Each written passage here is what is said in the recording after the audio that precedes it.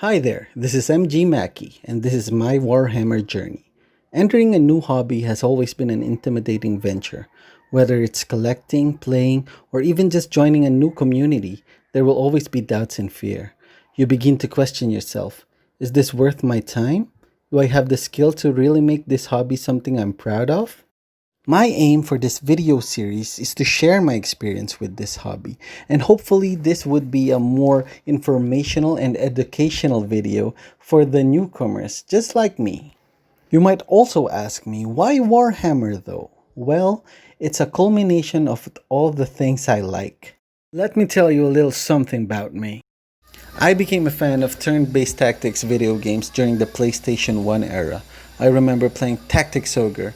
Let us cling together! Sorry, I really needed to say that title with that accent. And of course, Final Fantasy Tactics and Front Mission 3. I had a Japanese version of the game, and even though I didn't know what's happening most of the time, I still had a lot of fun playing it. Then there's this Gaia, and more Disgaea, and if you need more examples, there's even more Disgaea.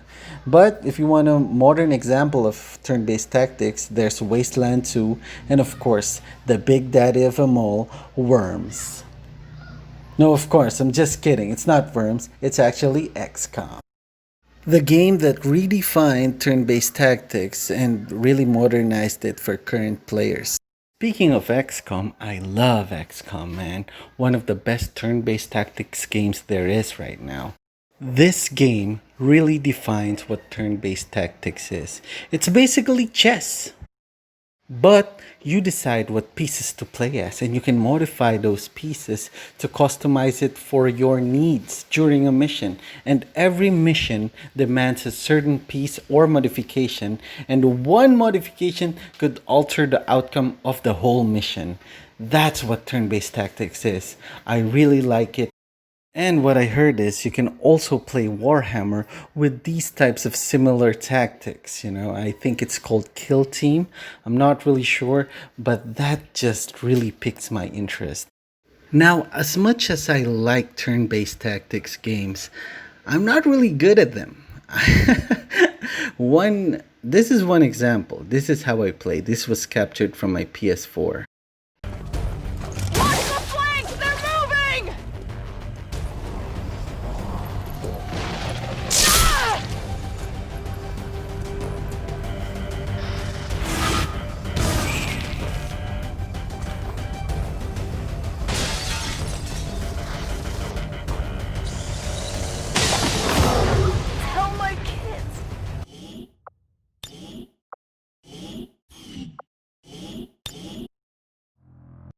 See what I mean?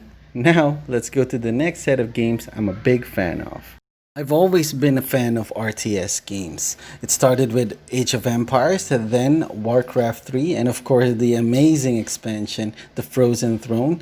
And my brother introduced me to StarCraft, which is closely related to Warhammer, which I recently discovered. And of course, Command and Conquer, and more Command and Conquer, and more Command and Conquer.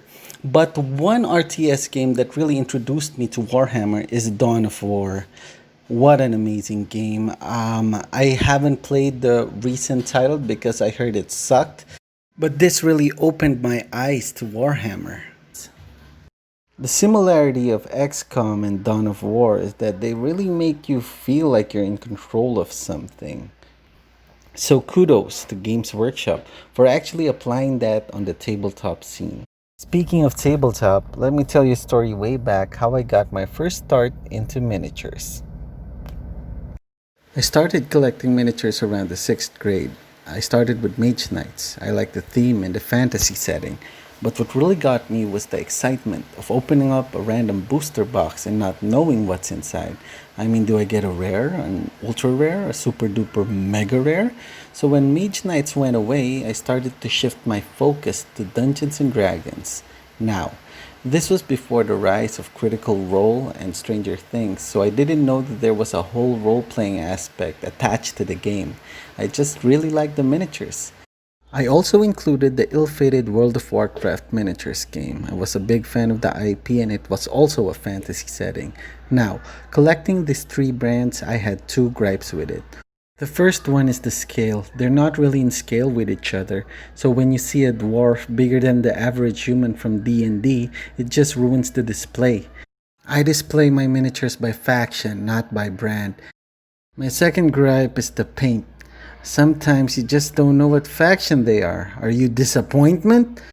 After collecting them for a ton of years, I decided to sell them due to personal reasons.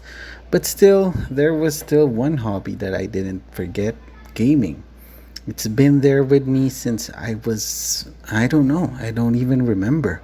I just remember holding a controller and just playing whatever games in front of me. It's a very immersive hobby that you could go into someone else's world and just explore it. And there's a lot of games right now that tell you an immersive story with a lot of great characters, a ton of lore, and a ton of memorable moments that will just stick with you throughout your life.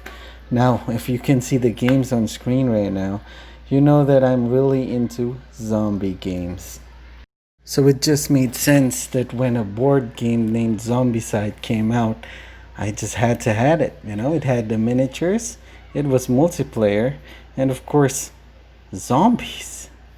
I wasn't able to back the Kickstarter at that time, but eventually I collected all of the modern Zombicide box games, and it was my first foray into the unpainted miniatures. Details of the miniatures were great, but it really gave me the drive to paint them so I can materialize on what they actually look like in my head. And that's it. So there's that. So these following days, I'm gonna educate myself with Warhammer fluff. This covers Warhammer 40k and Age of Sigmar. I'm also gonna check online communities and local communities as well so I can get helpful insights from veterans. So on my next video, you will expect the faction that I will be choosing and the reasons why I chose that faction. So yeah, till next time guys, kill mid kindness.